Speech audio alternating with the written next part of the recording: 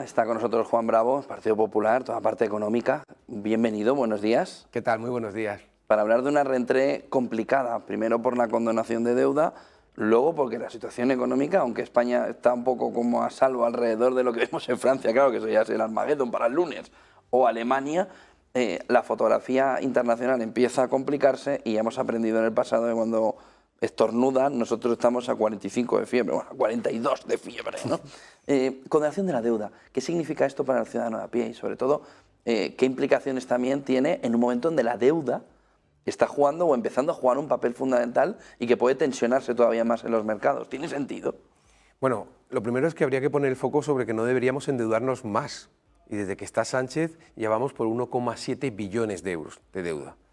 Y como se analiza lo que está pasando en el resto del mundo, ojo, con tipos de interés bajos y demás, pero el otro día, analizando alguna situación de otro país, ¿no?, veías cómo pagan en el Reino Unido 110.000 millones de libras de intereses. En España estamos en 40.000. También es verdad que ellos tienen un PIB mucho más alto, pero oye, la deuda es un problema que a tipos relativamente bajos está minando la posibilidad de hacer políticas en el ámbito de España, y este gobierno parece que eso no lo entiende y va más.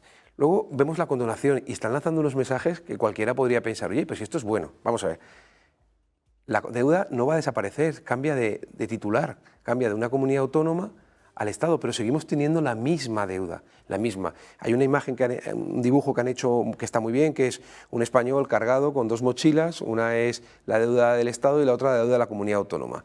Y un titular que dice, te vamos a quitar la deuda. Y lo que pasa es que le quitan la mochila de la comunidad autónoma y le ponen todo en la del Estado, pero el español sigue debiendo lo mismo, ¿no? Y luego el gobierno está diciendo otro mensaje, es, bueno, si le condonamos a las comunidades autónomas, habrá más dinero para políticas. Es mentira, pero no porque lo diga el PP o porque lo diga yo, sino porque lo ha dicho la AIREF, por ejemplo, y le ha dicho el propio documento del Gobierno de España, cuando publicó la consulta pública, en la página 7, dice claramente que el ahorro que se pueda derivar de intereses para la comunidad autónoma en ningún caso se podrá utilizar. Con lo cual, la única respuesta, ¿esto por qué aparece? Muy sencillo, aparece porque en noviembre le hace falta al señor Sánchez el apoyo de los independentistas y separatistas y le exigen la condonación, el cupo separatista y un referéndum, y él lo firma. Y este es el proceso de aquellas exigencias que le hacen al gobierno. Entonces, ni es mejor para los españoles, ni vamos a tener más capacidad para invertir en sanidad, educación y políticas sociales, y lo que sí que vemos es que continuamente este gobierno no para de endeudarnos más, ¿no? Francia ha abierto un debate que me parece que es clave, ¿no?, a la hora de mirar a medio y largo plazo hacia adelante. Bayrou, cuando planteaba lo de los 44.000 millones, que se la juega el lunes, ponía encima de la mesa, oiga, no podemos seguir endeudándonos. Un mensaje muy parecido al que está diciendo Juan, alrededor de, oiga, y si nos endeudamos, dígame para qué y cómo va a retornar esto. No nos endeudemos por endeudarnos, ¿no? Pero él decía, oiga, hay una generación que ha vivido muy bien, en parte porque esto se ha endeudado, pero no es real. Ha vivido muy bien endeudándose contra, sin saberlo, no lo sabe la gente, contra hijos y nietos. Y van a tener que vivir peor para pagar los desmanes de los padres. Ese melón, antes de llegar a un choque generacional, debe abrirse ya para empezar a ver cómo también las generaciones que se han endeudado deben empezar a devolver lo endeudado y no pasárselo a los jóvenes a los que le estamos dejando un futuro peor que el de nosotros los padres. Yo creo que lo que se ha hecho en Francia ha sido valiente, y es decir la verdad a lo que estás planteando. Es decir, nosotros, Sánchez lleva más de 460.000 millones, creo que es, de incremento de deuda. Entonces, hombre, alguien se plantea, si con 163.000 millones de fondos europeos, si con más de 450.000 millones de deuda, si la economía no la mantienes, ostras, hay que ser un poco torpe, ¿no?, para no hacer eso. Porque esa deuda, como tú dices, está generando una ruptura generacional, porque no lo digamos tampoco, no dices, oye, lo que dice Biznet, no, es que lo dice el propio documento del Ministerio de Hacienda, que la deuda que se está generando, dice, la pagarán las generaciones futuras, posiblemente con más impuestos. Y más impuestos a lo que ya hay significaría tanto como privar a la sociedad. Mira, cuando tienes la oportunidad de una universidad y pero hablas más con impuestos y peores servicios. Bueno, claro, sí. Además, la Porque deuda, vas a dedicar el dinero a otra cosa, que es la devolver la deuda. de momento, 40.000 millones de euros de deuda. O sea, en intereses, en el servicio de la deuda, nos cuesta aproximadamente 40.000 millones de euros. Aproximadamente casi la mitad, un poquito menos de la mitad, de lo que dedicamos en España a la sanidad, por ejemplo. Para que la gente, porque a veces hablamos de 40.000 y no podemos saber si es mucho o poco, ¿no? una quinta parte de lo que dedicamos a pensiones, por ejemplo. Entonces, oye, hay que empezar a decir a la gente que no podemos gastarnos lo que no tenemos, porque la gente lo hace. Y hay veces que dices, tú has explicado, ¿me puedo endeudar? Oye, cuando uno se compra una casa, por regla general no la puede pagar de una vez, se endeuda con una proyección a futuro en el cual yo me endeudo, tengo un bien, voy pagando y el día de mañana tengo el bien y ya no tengo la deuda. Pero es que en este país no paramos de aumentar la deuda. A mí me hace gracia, y alguno me discute y yo le admito su parte de razón, pero oye, la deuda está bajando. No, está bajando el ratio de deuda sobre PIB. Y es verdad que ese dato hay que tenerlo en cuenta porque es importante para tu capacidad de evolución. Bueno, te añadiría algo más, Juan. Está bajando el ratio de deuda sobre PIB porque se la has clavado al ciudadano vía inflación. Y bueno, es decir, esto ha bajado el ratio sobre deuda, el ratio de deuda sobre PIB ha bajado por la inflación. Por la inflación. Que lo ha sufrido el ciudadano de a pie, que es el que de verdad ha visto cómo y está viendo cómo no le llega el dinero al final del mes. Es decir, ahora nos toman el pelo, Juan, diciendo, ahora se lleva el staycation, pero tú eres tonto. ¿Quién quiere quedarse en su casa en vacaciones en lugar de irse a disfrutar y descansar de todo el año? No es que la gente lo que no tiene dinero. Por eso la gente se queda en su casa. No es que la gente en Mallorca come bocadillos, ya no va a restaurantes. Es la nueva moda, pero ¿qué nueva moda? ¿Será que no tiene dinero? Pero fíjate, ellos lo convierte con el relato, es la nueva moda. Que no, que la gente no tiene capacidad, no tiene poder adquisitivo. Porque los sueldos, por mucho esfuerzo que han hecho las empresas para subir los sueldos, la realidad es que el coste de la vida ha subido más. Y sobre todo afecta más, que eso no lo cuentan, a las rentas medias y a las rentas bajas. ¿Por qué? Porque tú coges a alguien que gane 1.800 euros. ¿Cuánto representa en una familia la cesta de la compra? La cesta de la compra ha subido un 39%. Ningún sueldo en España ha subido un 39%. Con lo cual, para los pensionistas o para las rentas medias y rentas bajas, que la cesta de la compra representa un porcentaje muy importante, aunque la inflación haya subido en los últimos años de gobierno Sánchez un 22%, la de la cesta de la compra ha subido en 39%. Ya no sé, ya no te digo si hablamos de aquellos que tienen que alquilar o que han tenido que comprar. Su inflación es muchísimo más alta, con lo cual la gente, ¿por qué si la macro parece que va bien, la micro no va? ¿Por qué la gente se queja? ¿Por qué la gente está preocupada? ¿Por qué se incrementan los créditos al consumo? ¿Por qué?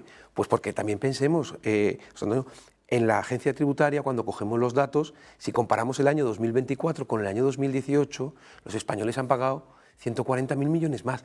140.000 millones más. Eso significa que cada español ha pagado aproximadamente 2.500 euros más. Cada español.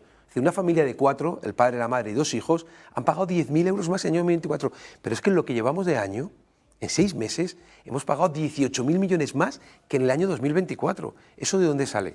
De no poder salir a comer, de no poder comprar ropa, de no poder consumir. Por eso cuando dicen, es con la economía crece en parte por el consumo. No, por el consumo del turismo o por el consumo público. Público, como tú bien dices, va a deuda.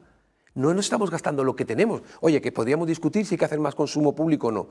Pero cuando no lo tenemos, bueno, hay que intentar a la gente darle ese criterio de decir, oye, hay que esforzarnos, hay que sacrificarnos, hay que intentar cuadrar las cuentas. O sea, en este país no hay un superávit, un equilibrio presupuestario desde el año 2006 o 2007, ¿sabes? O sea, llevamos 17 años o 18 sin ser capaz de hacerlo, ¿no? Te diría un poco más. Yo creo que el ciudadano puede aceptar oiga, pues es que ir a un restaurante es un capricho, o cuidado porque eso quita puestos de trabajo y empeora el conjunto de la economía, pero vamos a aceptar, vamos a coger el pulpo como animal de compañía. Oiga, es que ir a comer a un restaurante es caro, yo ya no voy a comer a un restaurante porque no me lo puedo permitir.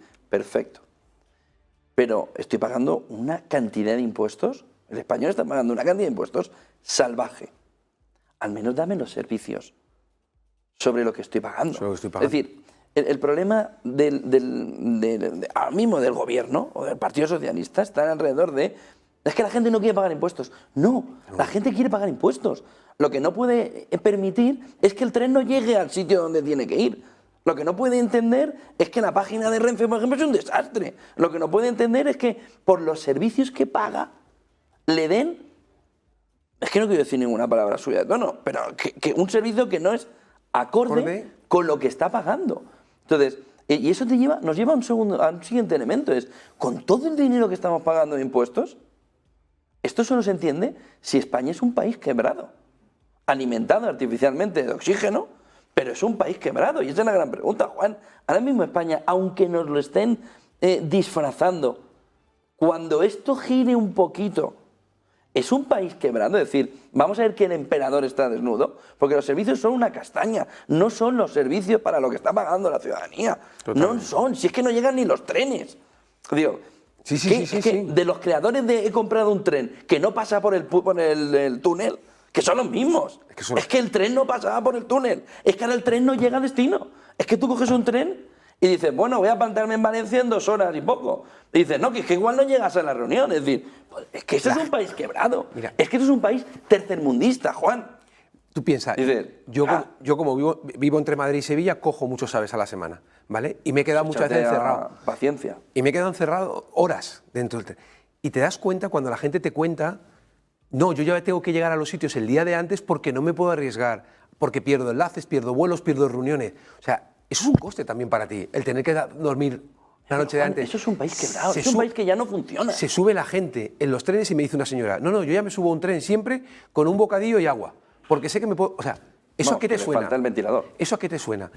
Es lo que tú has dicho. Yo más que un país quebrado diría una España que no funciona. España no funciona. No funciona los servicios. Tenemos una dana y la gente todavía está esperando que le lleguen las ayudas con los servicios. Tenemos los trenes que no funcionan, como tú dices, que no llegan. Tenemos correos. O sea, el momento de la historia en el que más paquetes se reparten y Correos pierde 1000 kilos.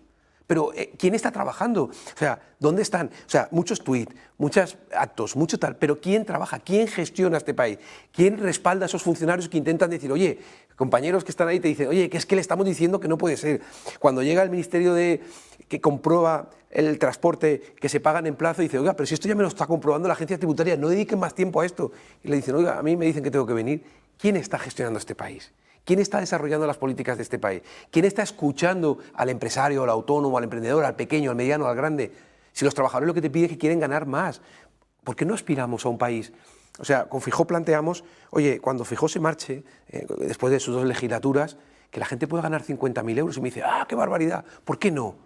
¿No hay países que lo han hecho? ¿No lo vemos? ¿No vemos que hay países que han conseguido que su gente pueda ganar más? ¿Qué hay que hacer? Productividad, competitividad, hablar del esfuerzo, hablar de menos impuestos para que la gente tenga, porque imagínate una familia, proyectemos a 10 años, ¿no? Que ganen 50.000 euros cada uno. Oye, con 100.000 euros, si deciden el bocadillo, lo han decidido ellos, libertad económica. Con 100.000 euros trabajan para Hacienda. ¿Sabes? Con 100.000 euros... Pero hagámoslo. Empieza a sacar la cuenta. Pero hagámoslo, se puede conseguir que la gente tenga esa aspiración de decir, oye, yo no quiero que dependa siempre del Estado.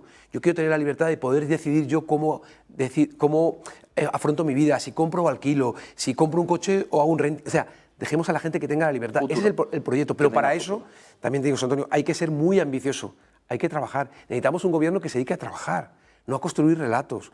Necesitamos un ministro como Puente que no se dedique a criticar a todo el mundo de las redes sociales, sino que piense, vamos a ver, tú piensas que tú estuvieses al frente del ministerio.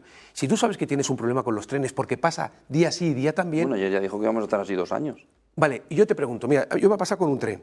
Hemos pasado a Córdoba y nada más pasar a Córdoba, a los 5 minutos nos han parado. Joder, para en Córdoba la gente y dice, mira, hay un problema, aquí tienen los autobuses, les vamos a llevar a Sevilla.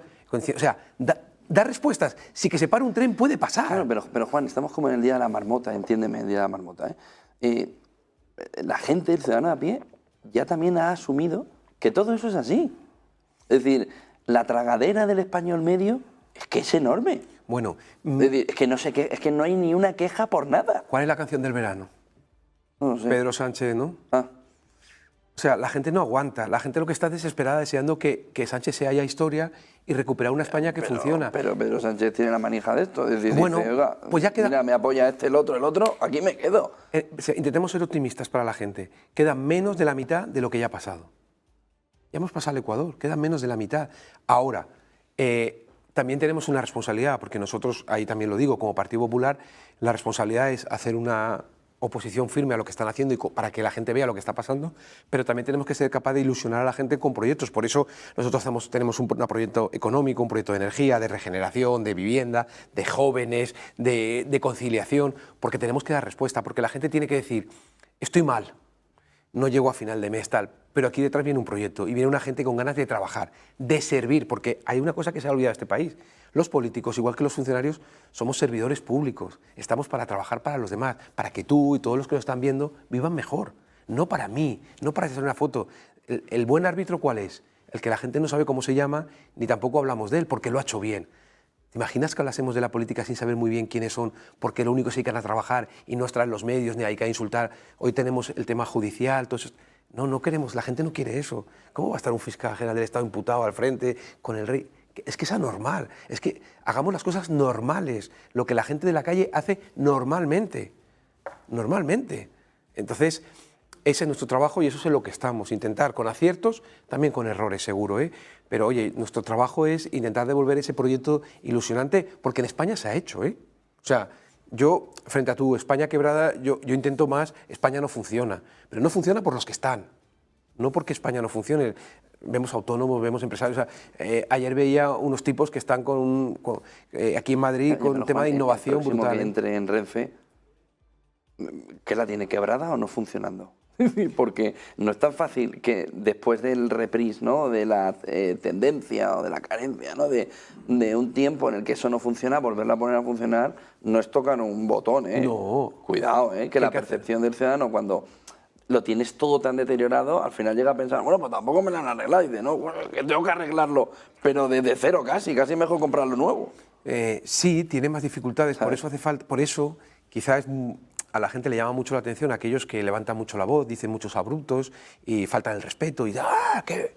Y quizá ha llegado el momento de decir, oye, ¿y si buscamos representantes políticos que se dediquen a gestionar, a trabajar, no a insultar, a escuchar, aunque sea la oposición, y digan, oye, pues vamos a intentar, porque como tú dices, para recuperar Renfe, pero a los trabajadores que hay en Renfe se les ha olvidado lo bien que hacía, la puntualidad se les ha olvidado a los trabajadores de Renfe, de verdad. Cuando tú oyes al ministro, la explicación que tiene que dar es, antes pasaban 6 trenes, ahora han pasado 289, para decir, no, me estaba haciendo trampas, por ese punto, antes pasaban más de 6 trenes, a Sevilla podían llegar 6 trenes, tampoco llegan 289 a Sevilla, no hagas trampas, joder, no hagas trampas, pero claro, es la manera de tapar su incapacidad para la gestión, pero los empleados que están allí son los mismos que hace 7 años hacían que el tren llegase puntual, y era un referente en el mundo, con lo cual, ¿y si volvemos a dejar que los técnicos trabajen? ¿Y si las decisiones las toman los que saben? En vez de un político que ha sido alcalde y que lo que mejor sabe hacer, y hay que reconocer el mérito, es insultar a través de las redes sociales. ¿Y si intentamos aprovechar 163.000 millones de Next Generation para eso? ¿Y si nos tenemos que endeudar, sea para hacer infraestructuras para que nuestros hijos, el día de mañana, cuando estén pagando esa deuda, digan, ya, pero mira qué hospitales tenemos, mira qué infraestructuras ferroviarias tenemos, oye, mira qué innovación nos pusieron encima de la mano? Cuando en su momento se hizo el Centro de Supercomputación de Barcelona, pasamos de, entiéndeme el concepto, de no tener ordenadores en España a tener el ordenador más potente de Europa. Eso fue un esfuerzo presupuestario. ¿Alguien discute que eso fue bueno? ¿Verdad que nadie lo discute? Cuando alguien construyó la FE en Valencia, nadie discute el esfuerzo presupuestario que hizo.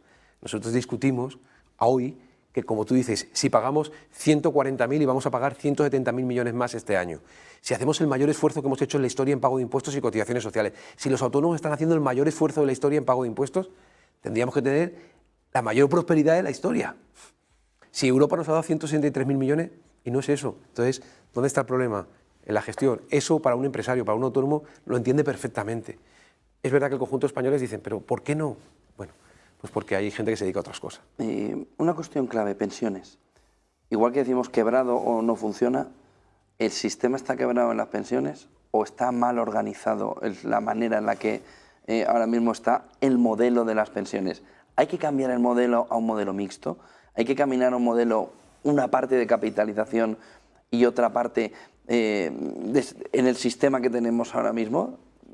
¿Qué hacer con las pensiones? Y sobre todo, ¿veis desde el Partido Popular que es viable el modelo tal y como está ahora mismo a 2030, a 2035, a 2040? Es decir, el modelo tal y como está, sin capitalización, sin una parte privada, ¿hay manera de sostenerlo? ¿El modelo es viable con la caída de la natalidad? Ese es otro tema para atrás, pero con la caída de la natalidad, ¿cómo se va a sustentar eso? No, con inmigración. Pero si una parte de la inmigración no es productiva. No, vamos a ver, lo primero es, ahora mismo, ¿cuál es el agujero de las pensiones que están diciendo este año, por ejemplo, que hemos cerrado? Aproximadamente unos 50.000 millones de euros. Entonces, ¿con qué se paga? Con los impuestos, ¿no? No se paga con las cotizaciones sociales. O con impuestos o con deuda. O con deuda, ¿de acuerdo? Prácticamente es el déficit del Estado, ¿eh? Vale. Pero lancemos un mensaje a las generaciones que están próximas a jubilarse, a los que están jubilados y a los jóvenes. En este país siempre va a haber pensiones, porque es un estado de bienestar que nos hemos considerado. Ahora, como tú bien has dicho, tendríamos que evolucionar, el mundo ha cambiado. Cuando se pensaron las pensiones, las primeras pensiones las cubrían, cuando hablamos de los principios de las pensiones, había 100 personas para respaldar a un pensionista, hoy hay 2, con lo cual hay que evolucionar. Con suerte. Con suerte. Hay muchos instrumentos, y tú has dicho, oye, la capitalización, la necesidad de favorecer que la gente pueda ahorrar e invertir. Hay una figura, por ejemplo, en el Reino Unido, en el enrollment, que es todos los trabajadores que ganan un poquito de sueldo, entonces a partir de 2.200 euros, 2.200 libras, automáticamente pasan a un sistema por el cual el 9% de su sueldo se les retiene para crear un fondo de pensiones suyo. Esto no es obligatorio, o sea, tú te puedes dar de baja. Está amparado en la teoría de un premio Nobel, que no recuerdo el nombre, que dice que todos somos propensos a ahorrar, pero no lo hacemos porque nunca encontramos el momento y es una manera de provocar. Más del 90% de los trabajadores del Reino Unido mantienen el sistema. Es como tú bien dices, sumar al sistema de pensiones otras fórmulas por las cuales tenemos que avanzar. Y ahora pensemos más allá, vale, eso es una figura, pero la siguiente es, si tú empiezas a ahorrar ya un porcentaje en capitalización para el futuro, tú también estás dotando al mercado financiero de recursos para poder invertir en 30, 40 años, por ejemplo, en infraestructuras, que tenemos un déficit en España porque este gobierno lleva sin invertir nada los últimos 7 años, pues oye, tenemos recursos para poder, recursos que van a dar una rentabilidad que va a permitir que no solamente sea tu ahorro, sino la rentabilidad que te va a generar. Llamémoslo fondo soberano o como lo queramos llamar. Es decir, nuestro sistema tenemos que evolucionarlo con los procesos que existen y con las ventajas y las mejores experiencias. Estás diciendo hay que cambiar el modelo. Hay que mejorar el modelo, por supuesto. Mejorarlo o cambiarlo. Es decir, mejorarlo puede ser, oiga, usted se va a desgravar, luego llega el PSOE y te quita la desgravación, usted se va a poder desgravar 9.000 euros y volver al modelo anterior. Oiga, usted puede ahorrar. O decir, el modelo no es viable a medio y largo plazo. Pongamos una parte del modelo en capitalización. Hagamos una transición, que la transición no es fácil. Va a llorar la gente, pero hay que decírselo. O decimos, no, el modelo es bueno y simplemente hay que hacerle retoques, una pequeña cirugía estética. ¿Eso es lo que planteas? No, una pequeña cirugía estética cuando nos cuesta 50.000 millones y no somos capaces de cubrirlo. Entonces, ¿cuál es el nuevo modelo? El nuevo modelo es avanzar hacia sistemas en los... Para empezar, vamos a poner otra derivada. En España el salario medio son 28.000 euros. Si en España el salario medio fueran 40.000 euros, no tendríamos déficit en este país. Entre impuestos y cotizaciones sociales. Es más, claro, pero como te estoy escuchando Yolanda Díaz, sube el sueldo mínimo interprofesional a 40.000 dólares, a 40.000 euros y tenemos un lío de comunal. No, pero piensa una cosa. Es otro concepto diferente. Si nosotros fuéramos... pero es que ellos no piensan en el concepto ya, pero es que ellos les queda escuela austríaca o un modelo razonable keynesiano, ¿no? Pero es que a ellos les queda poco tiempo. Pero también tenemos que ser... 2 años al menos. Menos de 2 años. Bueno. Menos de 2 años. A mí se hacen como largos. la historia interminable, pero luego está la musiquita. Pero fíjate lo que tú estás planteando. Vale, estamos pensando ya en el día 1 de eso. Y eso es lo que tenemos que ser capaces de construir.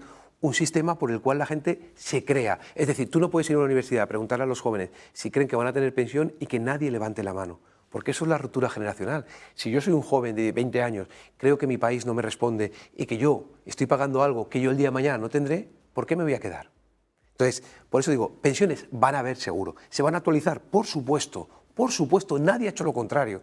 Pero lo que sí que necesitamos, como tú bien dices, es entender que el mundo ha cambiado y que los que diseñaron las pensiones con un sistema de reparto era un momento en el que para cada pensionista había 100 y hoy para cada pensionista, como bien decimos, en mejor caso hay 2. Entonces nos tendrá que llevar. Y la gente, si la gente responde, pero como tú me decías, ¿es simplemente un maquillaje, un restyling o es? No, hay que hacer una transformación importante y sobre todo hay que explicar a la gente. Fíjate, cuando el gobierno de Escrivá hace la ley, dice que se va a revisar a los 3 años con unos criterios. Y si no, habrá que tomar decisiones. Fíjate cuáles eran sus decisiones, para los que dicen que el Partido Popular. Sus decisiones eran o se bajan las pensiones, o se suben las cotizaciones, o ambas. Y cuando llega el momento de medirlo, dice, cambiemos el criterio. A la AIRES no le deja medir con lo que había dicho la ley. Estás engañando a la sociedad no se le tiene que engañar. Se tiene que decir, oye, pasa esto, el sistema es así, no os preocupéis que la gente va a cobrar su pensión, pero tenemos que evolucionar y tenemos que modernizarlos también. En el ahorro hay que modernizarse. Y lo que tú dices, si tú tenías un ahorro de 8 o 10.000 euros en planes de pensiones y la AIREF hace un estudio y dice, oye, hasta 4.500 está muy bien. A partir de ahí es verdad que puede producir alguna distorsión. Y el gobierno lo baja a 2.000, ¿por qué de 4.500 a 2.000? Ideología, porque dice que es de ricos. Y como ve que Escrivá pone los planes de empresa y ve que no funcionan, para obligar que todo el mundo entre por ahí, lo baja a 1.500. Pero si lo que tenemos que hacer es que la gente ahorre, que la gente tenga un estímulo para ahorrar. Que ojo, que la deducción que tú tienes de tu plan de pensiones es, hoy no pagas por eso y lo pagas cuando lo recibes. O sea, es un diferimiento de la tributación. No le estamos dando nada, pero estamos provocando que la gente tenga ese sentimiento. En esos países, el Reino Unido, tú sabes cada día lo que hay. Claro, cuando a ti el primer año te retienen X, allí es el 9, podemos poner un 2, un 5, y tú dices, ostras, me han retenido 1.500 euros. Pero el segundo año tienes 3.000, el cuarto año 4.500 y además, como lo mueven bien, ya resulta que no tengo 4.500, que tengo 5.200 porque ha generado intereses, la gente se anima.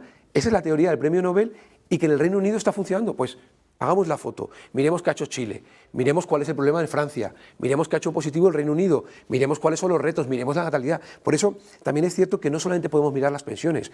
Yo miro las pensiones, pero miro, oye, a lo mejor hay que decirle a los españoles que una parte de las pensiones hay que pagarlas con impuestos, que no pasa nada, que es una decisión, igual que pagamos la sanidad o pagamos la educación. Habrá que decirles, oye, hay que conseguir la capitalización. Habrá que decir que esa hucha de las pensiones no somos... ¡Ay, tenemos una hucha de las pensiones, como dice Escrivá! No, ¿qué rentabilidad está sacando la hucha de las pensiones?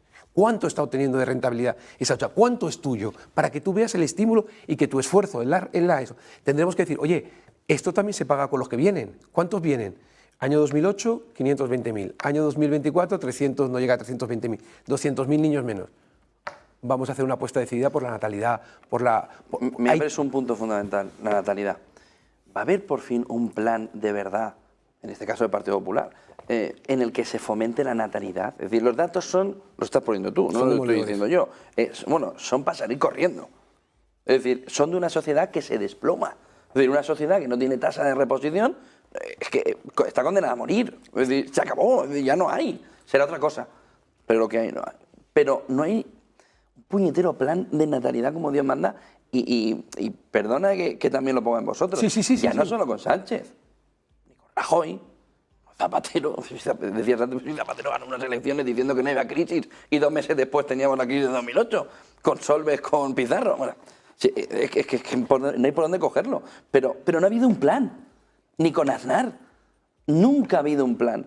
Pero esto no se veía ya venir. ¿No era más fácil diferir de ingresos futuros, poner ahora una parte de dinero para que la gente diga, bueno, me ayudan a llevar a cabo el poder tener una familia? Porque dice, gente no quiere tener hijos, es como lo de quedarse en casa. No, hombre, la gente ve la lista de la compra, hace el Excel este famoso y dice, ¿dónde voy? Pero Pepe, ¿pero qué hijo? Date la vuelta, a dormir. Claro, te digo, es que no hay por dónde cogerlo, entonces, no hay un plan. Oiga, le vamos a apoyar, porque esto es bueno. Y si no tenemos esa gente para cotizar, ¿quién va a cotizar? Los inmigrantes. Y si los inmigrantes no son suficientes tampoco porque no aportan la necesidad, oye, si puedes ir, pues bien, pero ¿por qué no hay un plan de natalidad? Vamos a ver, lo de los inmigrantes, la respuesta a las pensiones tiene que ser muy amplia. Mejorar las retribuciones, mejorar la productividad, la capitalización, los inmigrantes, pero no pongamos el foco. Como tú dices, no hay un botón mágico que lo tocamos. Hay que hacer un proyecto de país para hacerlo, ¿vale? Pero si entramos en la natalidad, es que es gravísimo. O sea, la gente no puede tener hijos. Vamos a analizar. Nosotros sí que estamos trabajando esa propuesta. Lo primero es, para tener una familia, una vivienda. Claro, si yo comparto contigo piso, una habitación, no puedo asumir ni conformar mi pareja, ni mucho menos tener hijos. Cabe un perro como mucho a los pies de la cama. Correcto, no llegamos a más, ¿no? Entonces, tenemos un problema de vivienda. Ojo, esa vivienda con sus impuestos podría pagar las pensiones, generaría empleo. Necesitamos construir 600.000 viviendas. La vivienda del 30% son impuestos. Pero si es que es bueno para la sociedad. Pero esto es muy sencillo. ¿Y por qué no liberan el puñetero suelo? Pues es evidente. Ese es nuestro plan. Es que no hay sitio para construir. Que ¿Cómo sí que no hay? Que la gente salga por Madrid y vea edificios de la administración pública que están cerrados y llevan años cerrados. Suelos que llevan años abandonados. No se puede hacer. ¿Por qué no se liberan?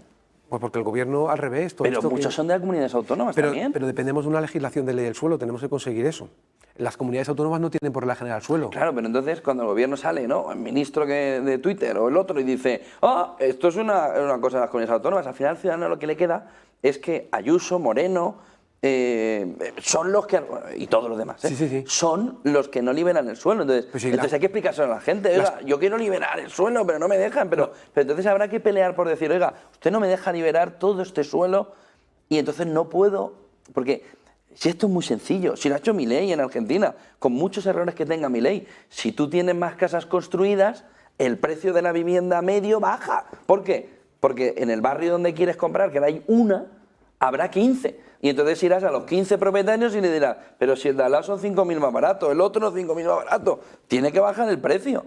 Si es evidente, pero ¿por qué no se liberaliza el suelo? Porque el gobierno no es capaz de sacar una ley del suelo, por ejemplo, ni con sus socios, para liberalizar suelo. Mira, la Comunidad de Madrid está haciendo una fórmula que es, cojo suelo dotacional y es verdad que no lo puedo vender porque la ley no me lo permite, pero sí que puedo hacer una concesión para que se construya para alquiler a precio.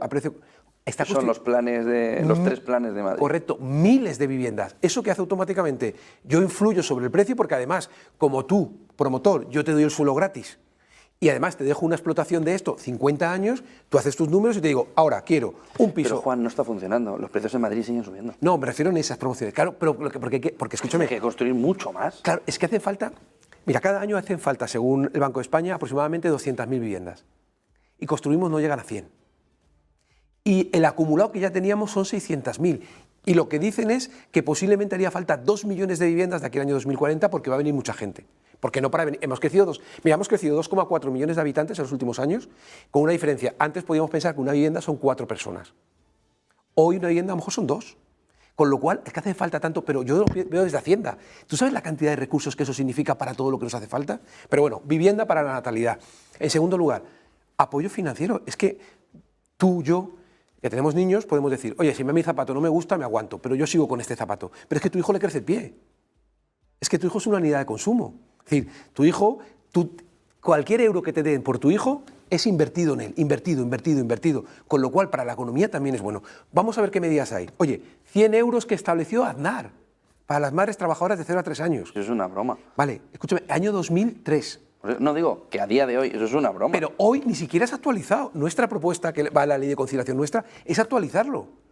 Por lo menos el IPC. Claro, el IPC sería subirlo a 160 euros. Claro, dices, oye, son 600 euros al año, más o menos, un poquito más. Sigue siendo escaso. Sigue siendo escaso, pero fíjate... Sí, pero dáselo. Pero dáselo. Es que desde Aznar nadie lo hizo. En segundo lugar, las ayudas que estableció Rajoy de familias numerosas, familia numerosa especial, discapacidad.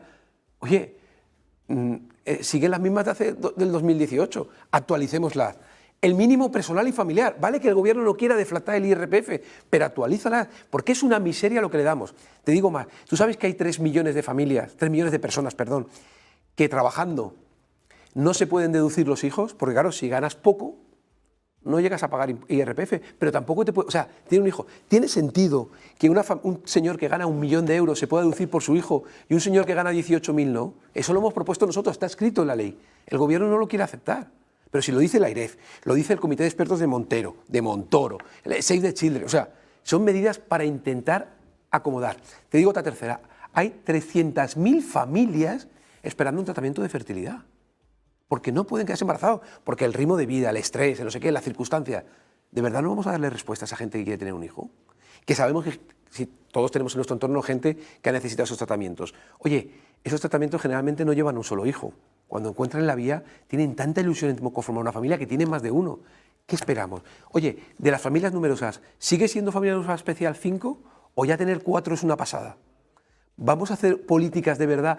De las 750.000 familias que hay numerosas en España, según la encuesta que trabajan ellos, el 70% de las familias, de esas familias numerosas que ya tienen mucho mérito, hubieran querido tener otro hijo.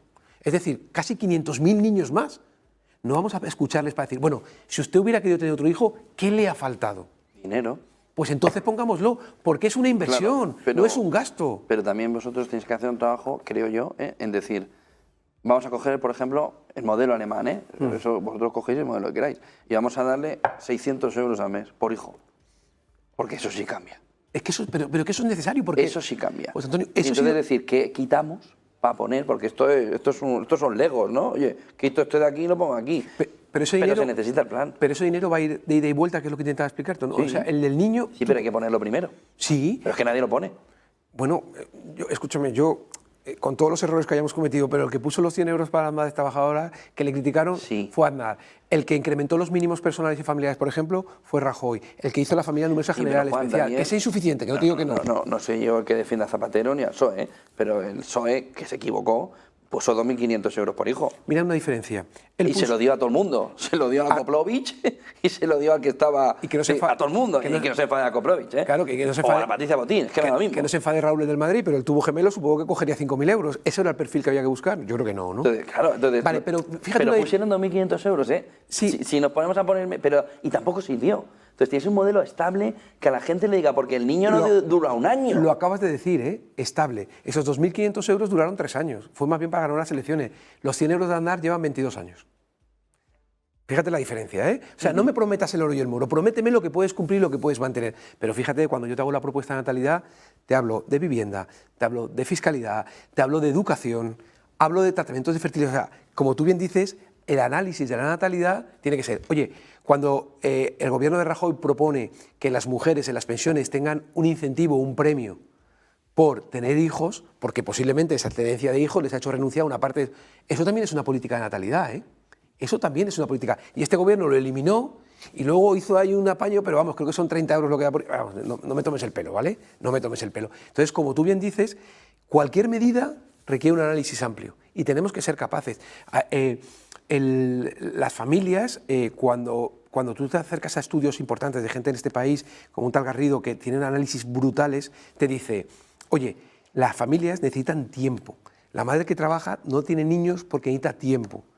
Pensemos todas las fórmulas, pensemos las fórmulas para que pueda dedicar tiempo a su desarrollo profesional y a su trabajo. Pensemos también si hay que favorecer que pueda recibir ayuda en casa, que esté bonificado también, para que esa familia no sienta que abandona a sus hijos, sino que pueda. Entonces, aquí oímos, no, la responsabilidad es del padre, de la madre, de los padres o de las madres, pero tenemos que darle respuesta desde la administración. Ahí sí que hay que decirle, yo te voy a apoyar en ese camino de crianza. Y como tú dices, tenemos experiencia de países en los que hacen un apoyo decidido a la natalidad. Francia es el mejor país quizá ahora mismo que hizo esa apuesta, porque hizo una apuesta muy completa, con una apuesta económica, pero aún así, tú piensas, por mucho Tampoco le ha funcionado, ¿eh? Bueno, tiene los mejores índices ahora mismo de Europa de natalidad. Sí, entre ciegos, el tuerto... No, por eso te he dicho que sí es suficiente, pero... No, pero lo que sí que voy es, cuando hay un plan que intenta, las cosas mejoran, o Alemania, o en el norte de Europa. Oye, tenemos un problema que nuestros jóvenes tienen los niños muy tarde. Vamos a ver qué podemos hacer. Oye, en el norte de Europa tienen ayudas directas. Es decir, para cuando empiezan, al principio, seamos muy agresivos, por lo menos hasta que el niño tiene 3 o 4 años o 5, porque son los momentos más complicados para la familia. Pero repito, que la gente vea, o sea, un líder tiene que marcar un camino. No tiene que imponer nada, tiene que marcar un camino. Entonces, si tú eres el líder del presidente del gobierno, oye, la natalidad, explicar el problema, decir cuáles son los beneficios y aquí está el plan. Confíen, no te voy a obligar a tener hijos, evidentemente, pero sí que te digo, si tu objetivo es tener una familia, si tú quieres tener hijos, este es mi plan, estas son todas las medidas que yo te propongo y lo vamos a hacer. Y yo creo que ese es el camino, como tú dices, fíjate la cantidad de cosas que estamos hablando. Entonces, yo me gustaría que la gente nos exigiese a los responsables políticos un gobierno de gestores, que comuniquen bien, pero sobre todo de gestores. A lo mejor no es importante que publiquen muchos tuits, a lo mejor no es importante que una vicepresidenta que no vaya muy bien vestida, o sea, a lo mejor no es necesario que vaya tan bien vestida y que haya hecho un cambio tan radical, a lo mejor no es necesario que una ministra de Hacienda se dedique a faltar el respeto o a acusar, a lo mejor no es necesario, que digas, oye... Bajar el tono y que digas, oye, pues está gestionando, oye, ha salido y ha admitido un error. Ha dicho, oiga, es verdad, los trenes no han funcionado bien, asumo mi responsabilidad, me comprometo con ustedes que voy a redoblar el esfuerzo para trabajar con los técnicos para que esto no pase. Y les voy a contar cada día, cada semana, lo que está pasando y los avances que estamos teniendo. Oiga, y al empresario, al autónomo, le voy a dar las gracias por generar empleo, le voy a dar las gracias por generar actividad, le voy a dar las gracias por el esfuerzo que hace pagando impuestos. Probemos esa sociedad, a ver qué pasa. A ver si la gente, en vez de gritar Pedro Sánchez X, se dedica a decir, oye, pues yo estoy en yo me esfuerzo, yo me comprometo con mi país, yo quiero trabajar y no me importa hacer un sobreesfuerzo porque, como tú has dicho, yo he recibido mucho y tengo que devolver mucho. Y sobre todo las generaciones que vienen, las de 18, las de 20, las de 15, que tienen un reto importantísimo y es que se van a encontrar un país en el que antes de empezar a jugar ya tienen una deuda enorme, ya tienen muchos recursos para poder disponer y creo que no se lo merecen, ¿no? Muchísimas gracias por toda esta conversación y por toda esta fotografía. Juan Bravo, Partido Popular, buen día, buena reentrée de curso político, buen negocio. Muchísimas gracias, muy buen negocio.